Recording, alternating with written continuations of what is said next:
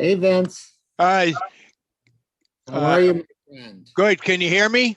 I can hear you clear as a bell, and I can see you clear as anything. Good. How? I want to apologize. My niece came up from New York City, so and, and she had to come prior, just a couple minutes before 5 o'clock. So, Oh, anyways, that's the story. If we're okay on this end, yeah. uh, thank you for acknowledging me Sure. in the top part here. Uh, Yes. did you get many questions for Oh, yes, I do. fabulous, I have fabulous? several. And Vince, so what I'm going to do is I'm going to start the event, and I'm going to give a little information about Cana, little thing about Cana. I'm going to turn it over to you for opening remarks. If you want to, introduce yourself and talk a little bit about Eagle Hill, and then turn it back over to me. And then I am going to drive the show for the rest of the night. And if you have questions, raise your hand physically or with the hand tool. Gotcha. Uh, so I'll I turn it over to see. you at So about, do you 6. want us? Do you want us to stay on for half an hour? No, no, no. I just want you to come back around 10 of 6 because I definitely will. The other Miss, question I want to ask you is, okay. do you do you want me to leave Zoom open, or would you prefer me to close it and log back on again? No, no, you're going to stay in. You got it, Stay in. Zach. I will Um, be back here shortly. Yep. So I'll give the opening remarks. I'll turn it over to you for a little thing, and then I'll come back to me, and then we'll give Ms. Zamer the opportunity to make an opening statement, and then questions, and then a closing statement, and then I'm gonna just share some voting information, and Okay. then I'll close the meeting. So you just have I think that's awesome, Zach. and Uh, great, and then I think that's it, my man. okay. I'll see you in a So bit. I'll be back very shortly. Thank you. Okay. Bye, Bye bye. Vince.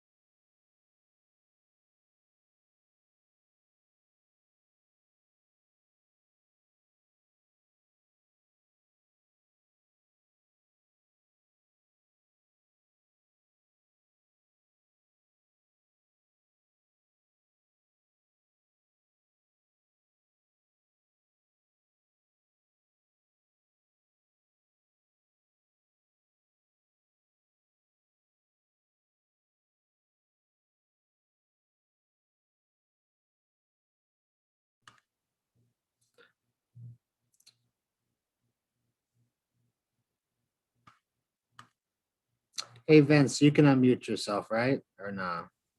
I Whoops.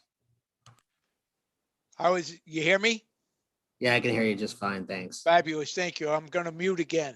Okay, thank you.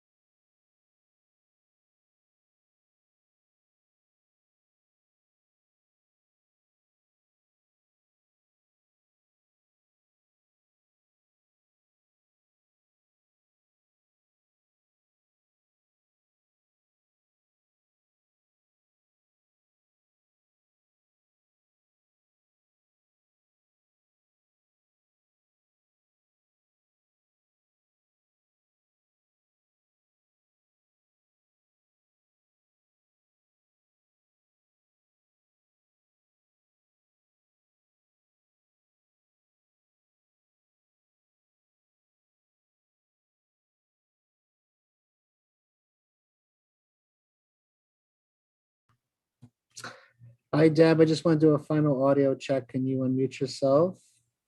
Hi. Hi, Vince. Great. All right, we're gonna start right at 6 sharp, okay? We'll be back in just a couple minutes.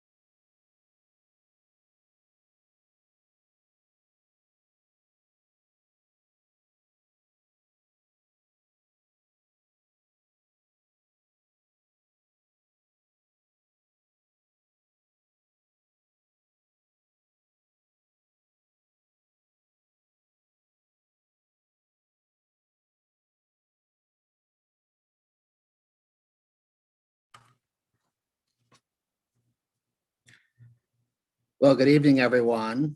Welcome to the 2021 Meet the Candidates Night for the 14th Ward of the Albany Common Council of the City of Albany. Thank you for joining us tonight. This event is co-sponsored by the Council of Albany Neighborhood Associations and Eagle Hill Neighborhood Association. My name is Zachary Simpson, Chairman of the Council of Albany Neighborhood Associations, also known as CANA. CANA is a citywide nonpartisan federation of neighborhood associations and community organizations that is involved in all matters that affects the quality of life of its constituents. CANA's mission is what is good for Albany's neighborhoods is good for the vitality, well-being, and growth of the entire community. I am truly delighted to serve as the host for tonight's event. I would like to take this opportunity to now introduce the president of the Eagle Hill Neighborhood Association, Vincent Raguso. Vince, would you like to make Thank you very much, Zach. Debbie, it's an honor to have you here tonight.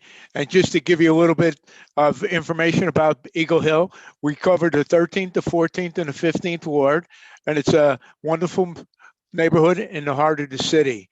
It's a diverse neighborhood, multi-generational, multicultural, and ethically diverse neighborhood where people take pride in their homes and their property.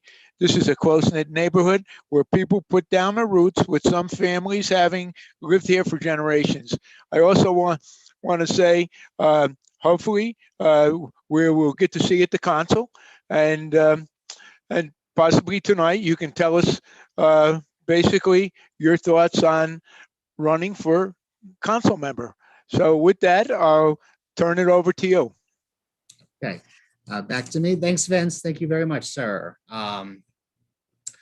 So it is my pleasure to welcome tonight's candidate running for the 14th Ward Common Council position, Ms. Deborah Zamer. It is important to note that there are two candidates running in the Democratic primary for the 14th Ward, Ms. Zamer and Ms. Celia Evers. We just want to note that Ms. Evers did decline our invitation to participate. So we will hear from Ms. Zamer in just a moment. I just want to take a few moments to review the program tonight and the ground rules. Ms. Zamer will have the opportunity to make both an opening and a closing statement and respond to questions that were sent in advance. We will also take questions from the audience as well. I would encourage you to use your hand tool or your physical hand if you have a question. In addition, it is important to note that all questions, both those that were sent in advance and questions asked tonight, should be neutral in tone and not directed at the specific individual, but the office that the candidate is seeking. So I will determine if a question is in violation of this rule, and I will ask the questioner to rephrase if necessary. So we're going to go ahead and start. Deb Zamer, welcome, and you have the floor for your opening statement. Go right ahead. Thank you. Thank you, Zach. Thank you, Vince. Thank you, CANA and Eagle Hill Neighborhood Association. I'm really happy to be here.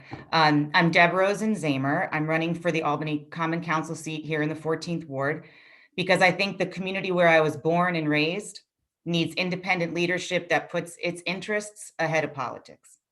There are great ideas out there regarding public safety reform, infrastructure plans, COVID recovery, and when it comes to voting on legislation that would advance these new ideas, we need leaders that won't let politics get in the way and stall the process of change. My family's story began in North Albany with my grandparents, who eventually settled there after fleeing Nazi Europe. They built a good life in Albany, and I've been raised with an acute awareness of what they went through and how important it is to pay attention to what political leaders are doing and saying. My background is in social work, private real estate business, and government. I was born and raised in Albany, mostly here in the 14th Ward. I'm a graduate of the Albany Public Schools, School 16, Hackett, and Albany High School. I've been active in several community organizations for decades, especially Upper Hudson Planned Parenthood and Jewish Family Services. I was a Peace Corps volunteer in Benin, Africa, after college, which was life-changing. My husband, Josh, and I are proud parents of two Albany City School students, a 7th grader at Hackett Middle School and a 9th grader at Albany High, both of whom are National Little League graduates and current Babe Ruth baseball players. It's important to know that this race isn't between two of the same Democrats. I've been asked many times what the difference is between me and the other candidate. Well, there are a lot of differences. The first is my experience. I have a variety of professional experience across sectors, nonprofit, private business, and government, most recently in the New York State Governor's Office. Another important difference between us is that I am independent. I'm a lifelong, proud Democrat. I've supported local candidates, Democratic candidates that I've believed in for years, but I am independent of the old machine politics that still have influence in this ward. I have the freedom to make decisions that are in your best interests. The wide support this campaign has earned is a result of a grassroots effort that motivated neighbors to talk to neighbors. I have never shied away from an opportunity to talk to people, have never turned down an invitation to speak to the community, and have been working for months to reach every resident and discuss the important issues this city faces. So thank you so much for tuning in tonight, and I look forward to discussing with you and answering your questions. Okay, thank you very much, Deb. Thank you very much. So I just wanted to start off. First question tonight, actually, it's from an Albany High student.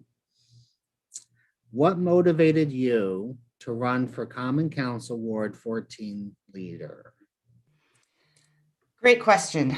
I think one of the biggest motivators was seeing over the past several years how people can get into office that don't necessarily have the qualifications to be there.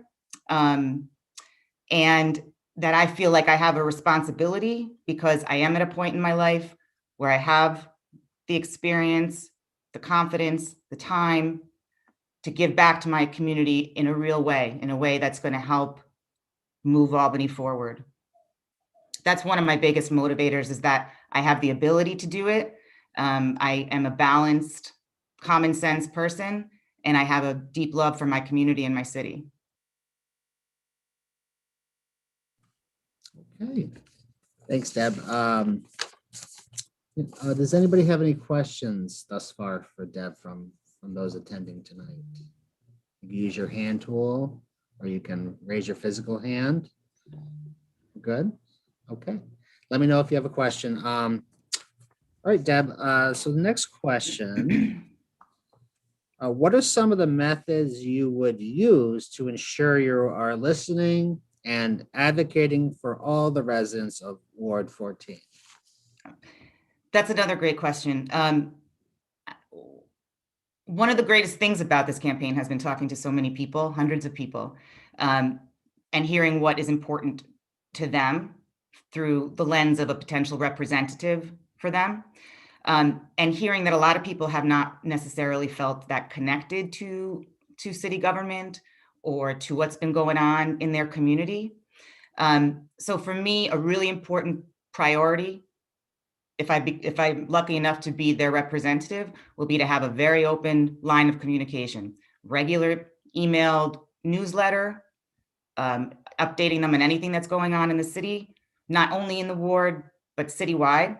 I also, I mailed about 1,300 handwritten notes over the first few months of my campaign with my cell phone number on it. I'm very easy to reach. People know that I'm accessible and open to hearing from them always.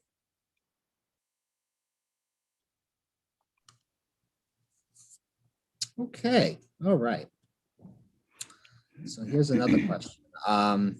The pandemic has brought increased economic challenges to many Albany residents, families and children.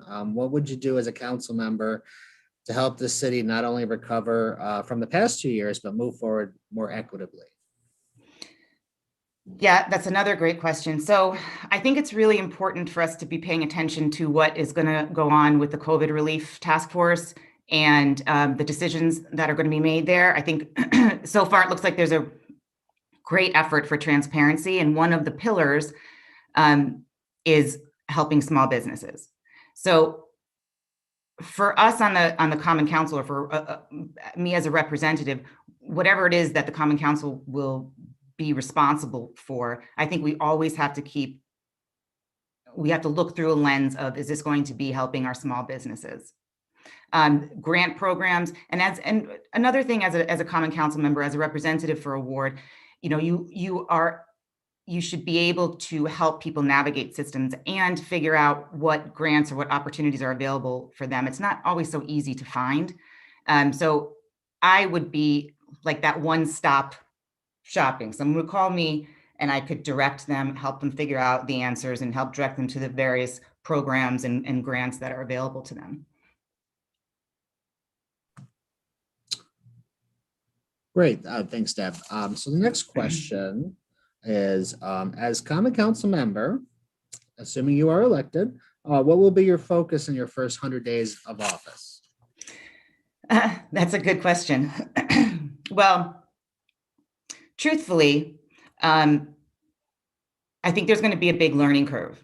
There's only so much that you can know from watching from attending meetings, watching committee meetings. There's a lot that goes on behind the scenes that you have to be part of the Common Council, I think, to have those conversations.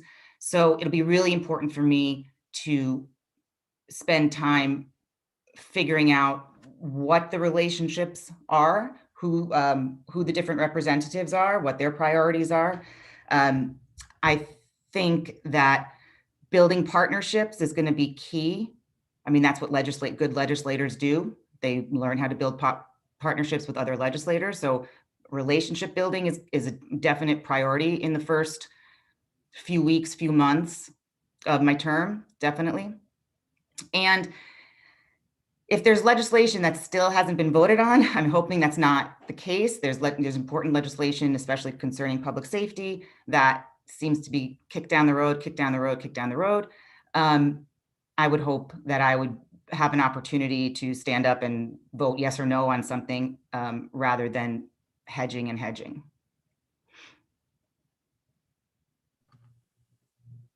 Okay, and for folks on the Zoom, I did put in the chat that you can put your questions in the chat window too. Okay, everybody? All right.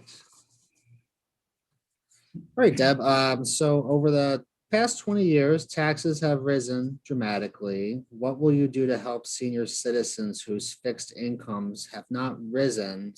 Some senior citizens are what they say house wealthy but cash poor. What will you do to protect seniors? That's also a great question. There's a lot of seniors in our ward who I've been talking to over the months, and that's a huge issue. Being able to stay in your home, being able to afford your home. And I've spoken to elected representatives to try to figure out what kind of what's out there to help. And there are programs, there are some, with a STAR exemption, an enhanced STAR exemption, there's an exemption from a trash fee. That might seem like a small thing, but it's not to seniors who are, really counting their dollars. And a lot of people aren't aware of that or aware of other programs to help seniors age in place. I spoke to the NORC, the Naturally Occurring Retirement Community, which has been expanded in our ward, which is wonderful. And that's another way to connect our seniors with services that can help them stay in their home, help them afford to live there. So when you're talking about how to lower taxes for everybody, that's a bigger conversation. Obviously, expanding the tax base is what we need to do. We need to get more residents here. So some of those, those initiatives and those programs, I would absolutely try to connect seniors with.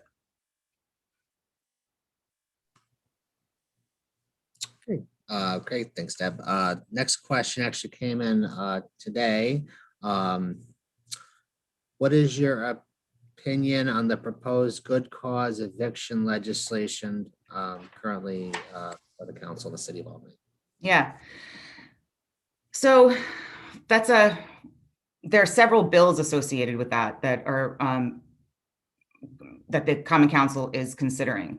And several of them seem pretty reasonable. They seem like they're codifying sort of state laws that are already in place that protect tenants from irresponsible landlords or slumlords, as they say.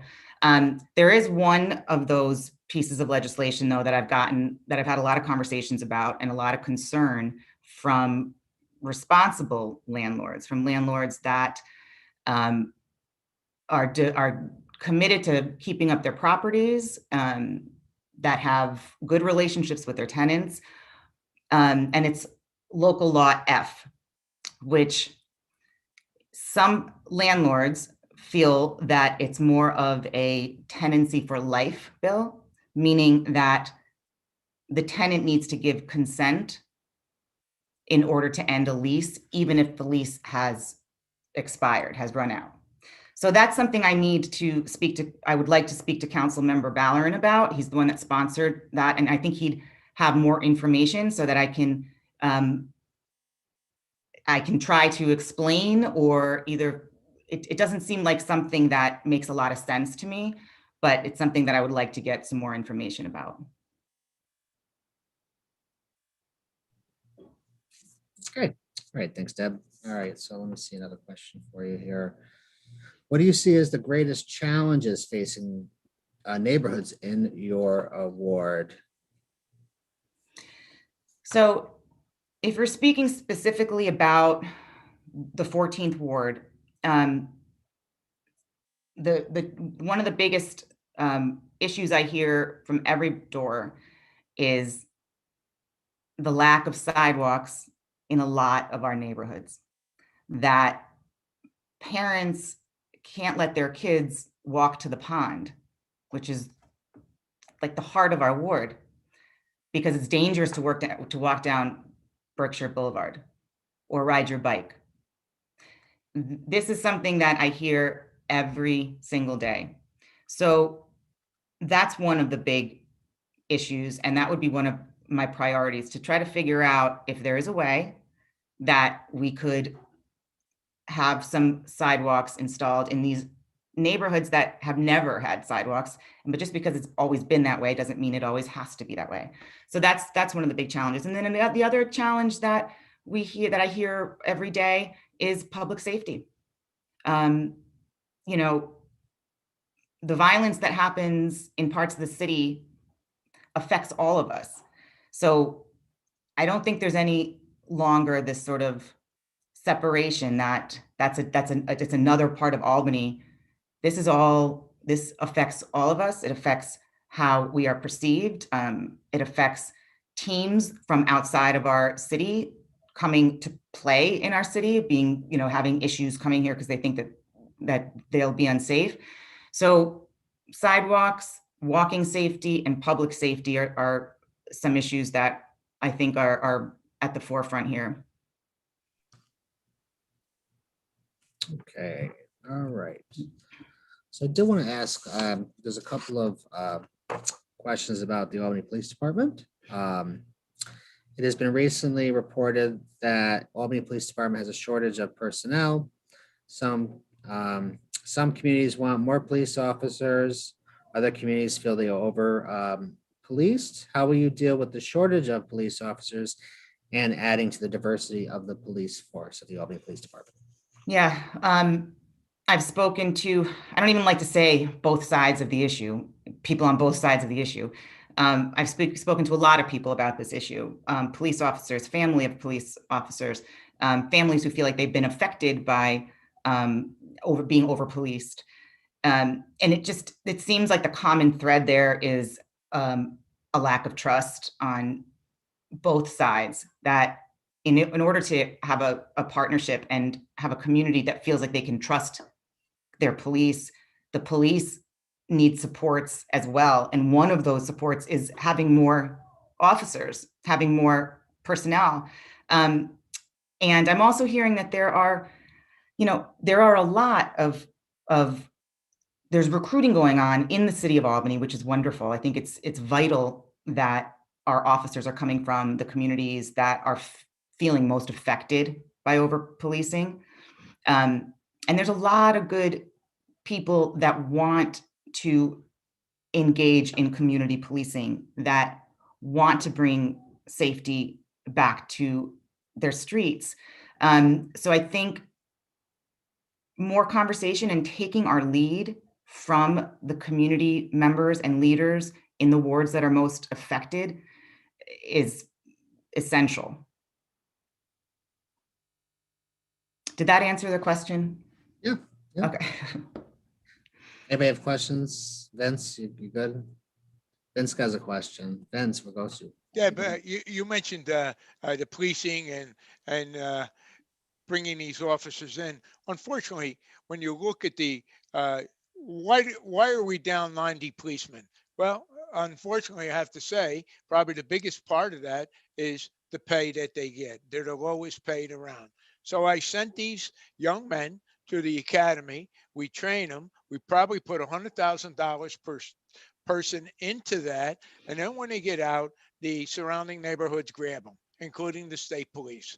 So, and I think what we have to do if we want to go back to where there is no number out there of what a community should have in the number of police officers. But at one time we had 350, and now we're down, obviously, I told you, 90. And if we want to get back to this stat, we have to increase their pay. And I don't understand why we have not done this. So in thus saying that, if that was to come before you in the council, what would you do? Absolutely, I agree that if you want to retain officers, if you want to recruit them and have them spend a career in the Albany Police Department, then it has to make sense financially. And my understanding is that there are issues within the union that is making it difficult to negotiate higher salaries. I could get a bunch of messages saying that's incorrect, but that's my understanding. So I think you're absolutely right, Vince. That's what I've been hearing from so many people, is that why stay in the city of Albany when you can go to the suburbs for a lot more? I mean, you know, our officers are raising families and deserve the top wage that we can possibly give them. I'd like to bring up another statement that you did prior when you talked about local law F. As you know, local law F is a conglomerate. You got local law F, G, H, and I, and all part of them is due to the rental system. So when local law F was brought before the Common Council, and I did talk on it, and one of the things about local law F was, if I had a tenant, and you being in real estate, you'll understand this. If I had a tenant and I want to evict them or put them out, I have to give them 5 months notice. And at the end of 5 months notice, I can then get an attorney and then go to small claims court. And you look at New Scotland Avenue, you look over in the 15th and even in the 13th and the 14th, we're two-family housing. We're not apartment complexes. So for us to do that, there's a good possibility that the landlord of a two-family house could lose almost $1,000 a month for 5 months prior of notification and going through the process of this. So again, I think, to my knowledge, this might become before you again in the council, and you're going to have to make a decision how you're going to vote for that law. And I suggest that you really study it. And the introducer, if you read what he says, is that he has 5 houses and he's on good terms with all his tenants. Sort of hard to believe, but anyways, that's it. And you're going to have. Are you prepared? As a new council member, is your family prepared as a new council mother to put the hours that they put in? I want never seen a dedicated more people than they have there. As much as I knock some of the things in for them, these people are awesome. Are you prepared as a new council member to put the hours in that they put in? I'm glad you brought that up, Vince, because that is something that is that's been so amazing to watch, you know, for months and months, how much time they put in, the Common Council members. Your representative, Tom Hoey, you know, in his car going to pick up the kid from soccer, going here, going there. He's always on the meetings. It's really inspiring. And I am, one of the reasons that I know that I can do this is because it's a time in my life that I do have the time to do it.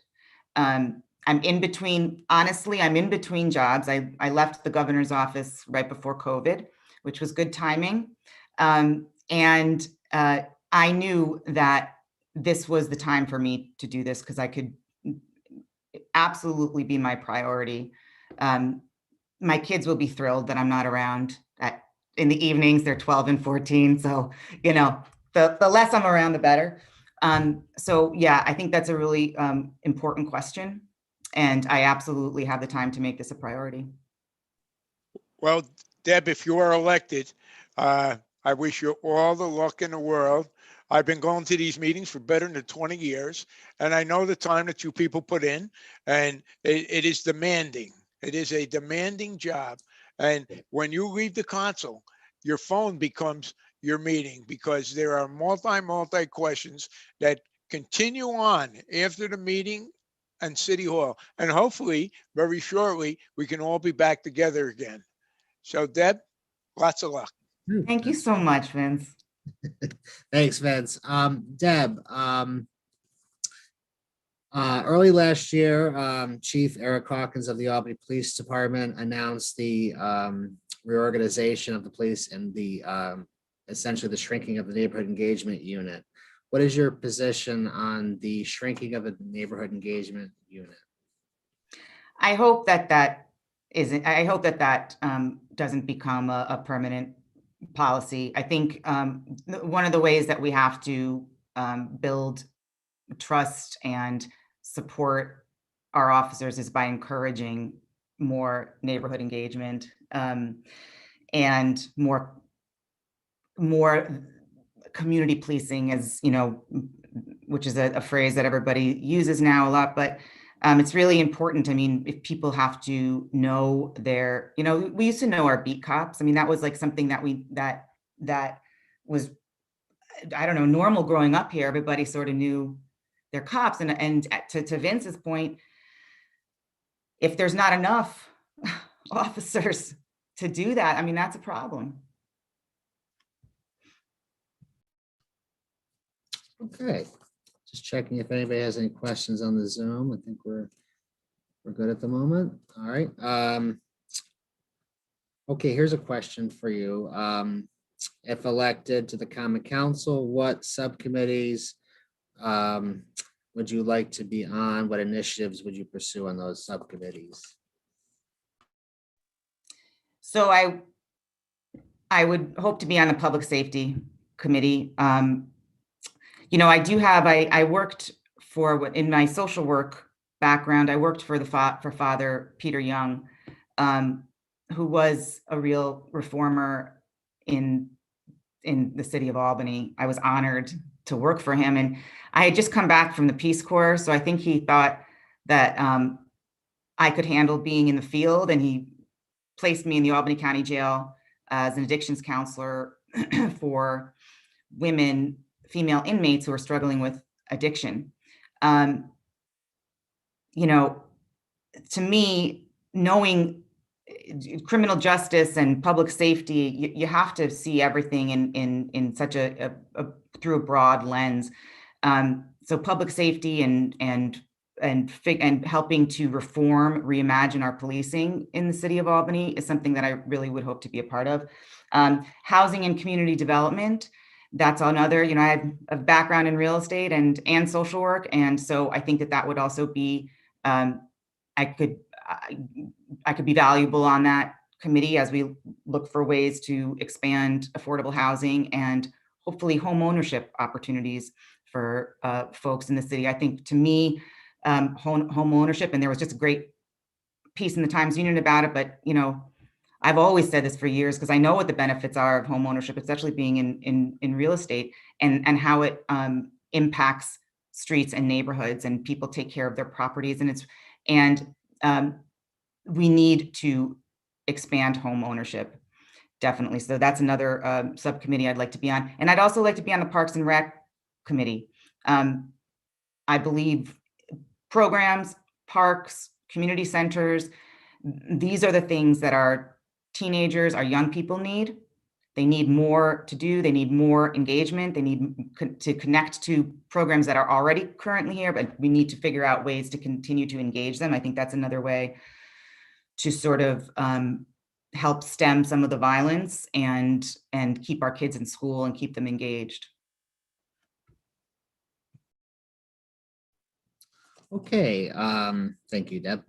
Next question. The month of June is Pride Month in the city. Pride Month is the promotion of self-affirmation, dignity, equality, and increased visibility of lesbian, gay, bisexual, and transgendered people as a social group. How will you ensure that LGBTQ members of the community are treated with equality and fairness as a common council member? Well, the LGBTQ community in the 14th knows me, knows me pretty well, definitely support me.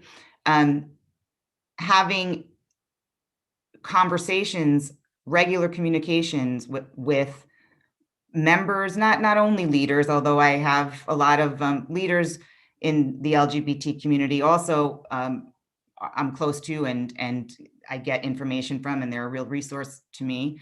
But absolutely a priority. They know they're a priority of mine. Equality, dignity, inclusiveness, that's really the foundation of my campaign, who I am, how I live my life. You know, one of the big concerns are hate crimes against our LGBTQ community. So that's something that I think we need to really keep highlighting and make sure that our laws are protecting them, and that our police department or public safety department, whatever it becomes, is trained in sensitivity and all sorts of, and being aware of differences in our community.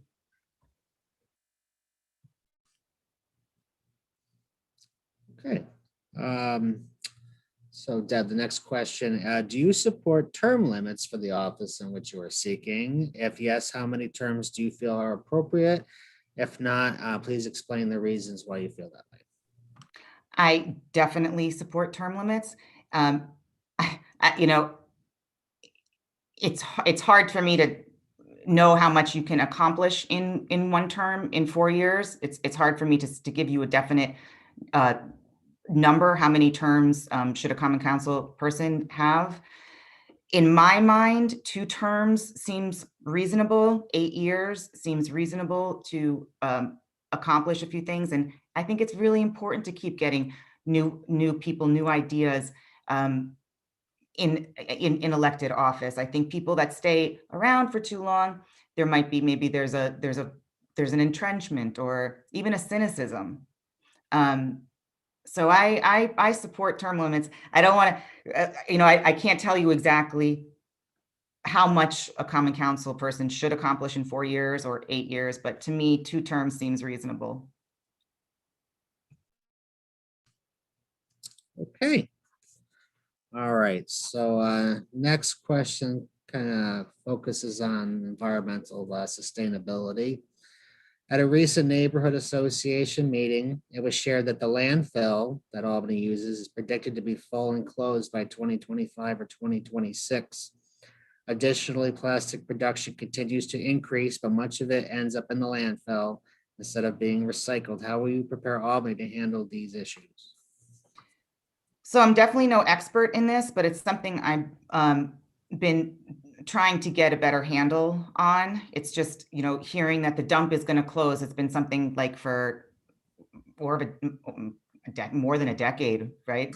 And that timeline has been pushed by using various initiatives. They've been able to keep the landfill open. But what's going to happen? It is going to have to close. It is going to be full. What's going to happen then? And I know that there were some committees and task forces that are supposed to discuss this and deal with this. But I think what I'm hearing from folks who are experts in this area is that initiatives like programs like composting, which the city of Albany does have, but it's sort of limited. A composting program is important to take, what is it? I don't know, it's something like 25% of the landfill is food scraps. So if that is taken out of the landfill and used for compost and to help create nutrient-rich soil, that seems like a sustainable path to take. And a more robust recycling and reusing program, which I know is something that the city is trying to do. So that's something that I would certainly support. But in the meantime, I would hope that the environmental experts in the ward, of which there are several who I speak to, would continue to be a resource for me so I could continue to learn and support good initiatives. Okay, thanks, Deb. So next question is, what is your position on the Common Council proposal to form a public safety commission? I'm fully supportive of it. It needs a lot of fleshing out. Obviously, it's sort of more of a. It seems like it's more of a the idea phase, but to me, it makes a lot of sense to have some arm of our law enforcement that's sort of demilitarized, or at least that can be more responsive to issues occurring in the community that don't necessarily require an emergency response with, guns and armor and whatnot. I like the idea of involving the community and being, front and center, that the preservation of life is at the center of this new public safety department or commission. There were a lot of great ideas. This was one of them that was in the collaborative's report, the police collaborative's report. Some of the criticism about that was that even though they tried to get a lot of community engagement and public input, it didn't actually result in as much as they had hoped for. So there probably needs to be, we need to revisit that and make sure that the communities that are most impacted have a real say in moving forward with a public safety commission. But I so far like the idea a lot. Okay, and Deb, you just touched on the police reform collaborative. There's actually a question about that. Over the last year, policing and police reform have been prevalent topics locally and at the state level and nationally. Please comment on the work of the result of the Albany Police Reform and Reinvention Collaborative. I think I did sort of touch on that. I followed that very closely, and there were a really, really committed, smart people on that collaborative. The criticism was that the result of the collaborative was more of a report than an action plan. So I think that is something that needs to be, that is being paid attention to. More actionable items. I think that there are community leaders that are especially, representing communities that are most impacted, that have a lot of great ideas and input. And I hope that we continue to utilize their expertise, their experience in turning that into a real plan. Okay, actually, I'm going to take a high school question again, Deb. Why do you think you are perfect for this position? And what could you do different that will make your ideas or plans different from the current incumbent? That's a good question from an Albany High student. Go ahead. That was good. So wait, can you read it again? So it was what makes me good for the job? And let me read it again for you. Okay. Why do you think you are perfect for this position? And what could you do different that will make your ideas and plans different from the current incumbent? Well, that's a great question. I can't emphasize this enough, that I come from a place of community and the neighborhoods that I was raised in, that I love, that my kids are going to the same schools that I went to. You don't get more invested than that. And that is what drives me, representing the people of this ward as if they're my family and my friends. And that's what separates me, is that my focus is fully on them and not on the backroom politics that motivates some people. I'm not saying that's wrong. It's just not me. That's not what motivates me. So that, I think, makes me different from another candidate, or is that my focus is pretty clear. And the only people I will owe when I get elected are the people who I will be serving. That's it.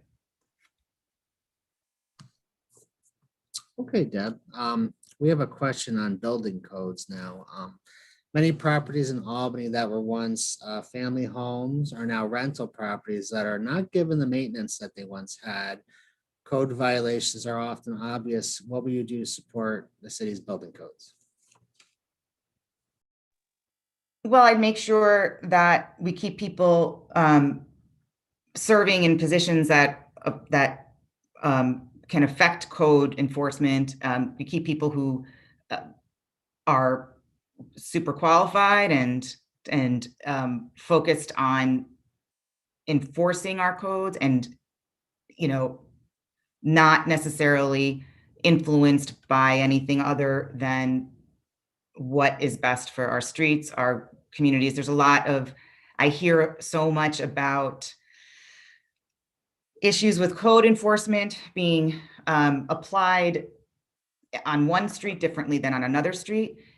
These are things I need to delve into more and understand more.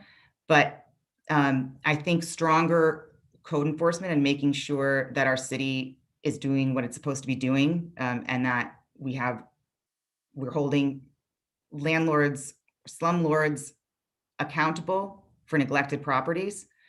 There are some initiatives that the city is working on that would allow the city to make emergency repairs to neglected properties. That's something that I would like to explore further. Okay, just pausing. Does anybody have any questions here in the Zoom room? Good. Okay. All right. Albany is expected to receive over $80 million in the American Rescue Plan. What would you prioritize the use of this money for? So there are restrictions to the money. I mean, there are, per my understanding, there are a few areas that need to be addressed. For me, one of the most important is small business, helping small businesses recover from the income that they lost throughout the pandemic. That's one of the areas that where the money can be used, and that's when one of the working groups is focusing on that. Health and safety and our essential workers, that's another area that we need to make sure that our workers, the ones that were on the front lines helping us through this pandemic, aren't suffering irreparable financial harm. So those are some important areas, especially helping our local economy. We lost a lot of revenue, a lot of sales tax revenue in the last year. So that's another area that hopefully the task force will be, spending some of that money. Okay, great. Thanks, Deb. We have a question in the chat. School district operations, enrollment, and success are intertwined with the health of the city, from property taxes, diversity among and within neighborhoods, housing costs, and whether or not people want to move to or remain in Albany. What, if anything, would you like to see change in the relationship between the city and the Board of Education and the district? Yes, I would like to see the relationship change. It's, obviously I'm a big proponent of the public schools. I'm a product of them. My kids go to the public schools. and I was also in residential real estate for a long time. And my focus was the city of Albany. And it was during a time where so many folks were coming in for Global Foundries, for nanotech, and still come in for Albany Med and all sorts, and our other institutions that don't know Albany, but they're urban professionals. They'd like to live in the city. Ideally, they want to walk, and then they Google our schools, and they don't feel like they can move to the city of Albany and send their kids to our schools. So something I would really like to work on is the PR, is the perception of our city schools, because the reality is different from the perception.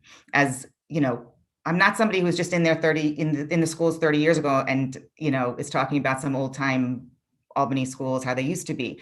I'm familiar with them now, and they're wonderful teachers, wonderful programs.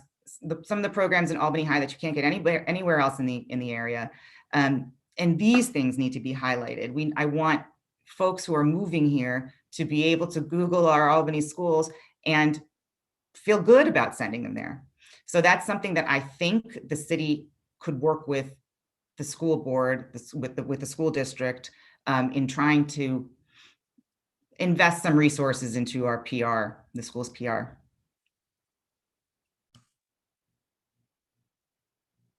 Okay, we have a housing question. What is your plan to increase the availability of quality and affordable housing in the city?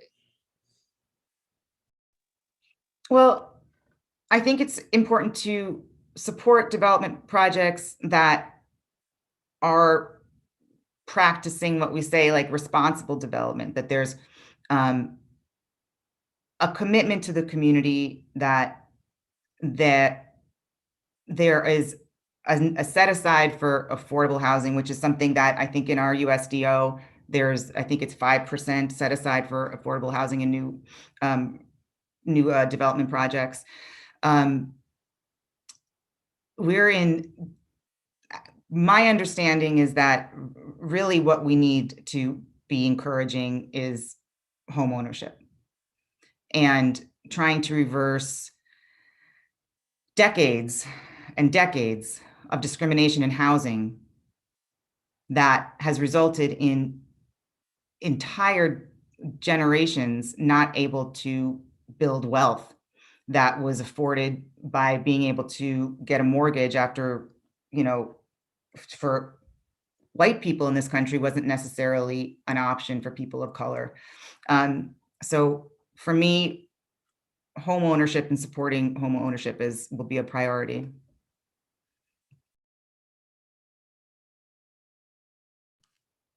Okay, let's see here. What do you believe is the biggest challenge facing the city as a whole at this time? And what is your plan to address it?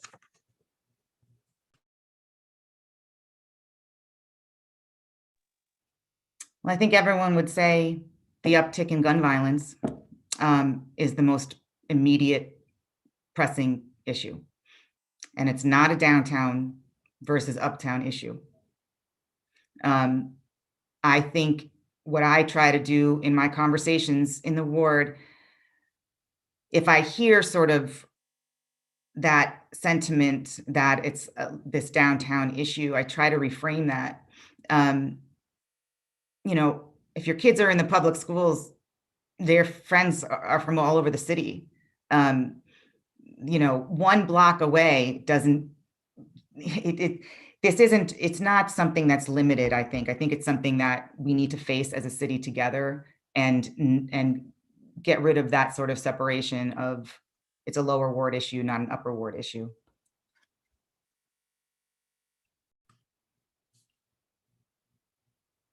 Does anybody else have any questions tonight? I think I have ran through my questions that are on my list. Anybody here in the room? Oh, Vince, go ahead, Yes. sir. Deb, I want to compliment you on a couple things you said tonight. First, the PR on the Albany school system. It is one of the greatest school systems out there.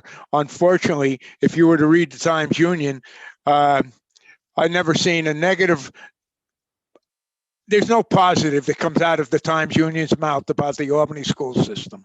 So you're correct. They should do more PR and find out a list of places where these students go on to higher ed. The other thing I want to mention is your compliment on the community police officer. As you know, when the pandemic started and we kept on losing these policemen, we lost our community police officer.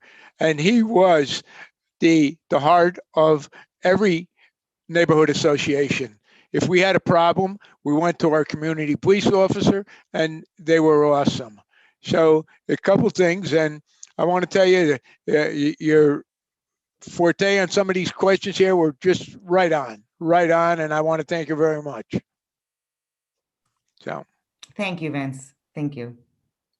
Okay, well, I think, Deb, if you're ready, why don't you go ahead with your closing statement, and then I'll give the information about voting. Okay, sounds good. Well, thank you, Vince. Thank you, Eagle Hill Neighborhood Association. Thank you, Zach and Kana. I deeply appreciate, as I'm sure the residents of our city do, that you both have created so many opportunities for discussion and introductions to candidates running for local offices. Transparency and accountability should be the cornerstones of a democracy. That's how citizens come to trust their elected officials and their government. So this has been an amazing campaign full of twists and turns, but truly the best part for me has been meeting hundreds of neighbors and hearing their stories. Our campaign is strong because the energy is coming from the residents of the 14th Ward who see something different in my candidacy. While I was born and raised in the city of Albany, and grew up aware of the politics and especially the stories of old Albany politics, I represent a departure from that old way. I'm focused on earning every single vote I get. I haven't relied on cronyism or my family name or a political committee to get any votes. My support has grown over these past months because people recognize that they actually do have a choice on June 22nd. I'm the candidate in the 14th that isn't beholden to any old politics and can truly make decisions that are best for the community and the city that I hope to serve. So thank you very much. Okay, thank you very much, Deb. And again, thank you very much for your participation. I know these are not easy and, you know, they're very difficult. So thank you. In closing, I would like to convey some important information about voting. To vote in a primary in New York State, you must be registered to vote, enrolled in a political party. Your party must be holding a primary, and you will only be voting for those candidates running in your party. This year, the primary for those parties holding primary elections are being held in person on June 22nd. Early voting is taking place June 12th to the 20th. Please check with the Albany County Board of Elections for dates, times, and locations of early voting polling sites. They may be different from your usual voting location.